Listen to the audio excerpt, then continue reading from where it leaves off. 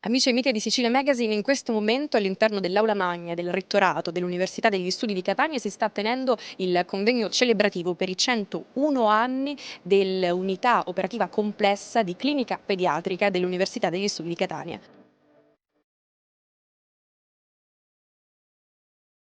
101 anni di successi nell'ambito della ricerca e della formazione per quanto riguarda l'unità complessa di clinica pediatrica e il magnifico rettore presente per celebrare questo successo. Io vorrei ricordare che l'università è stata fondata nel 1434, quasi 600 anni di storia, e medicina è stata, insieme a giurisprudenza e a teologia e filosofia, la prima facoltà.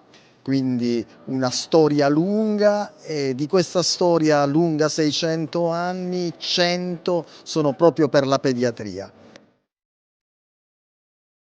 101 anni fa il re Vittorio Emanuele III andava a inaugurare proprio il reparto presso il nostro policlinico, presso la nostra università.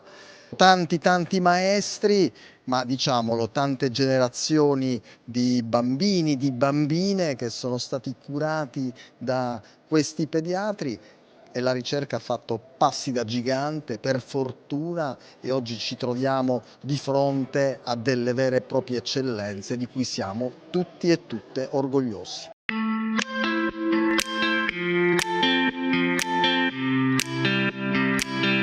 Tante figure illustri del panorama universitario e non solo catanese oggi qui presenti. Perché è importante celebrare questo risultato?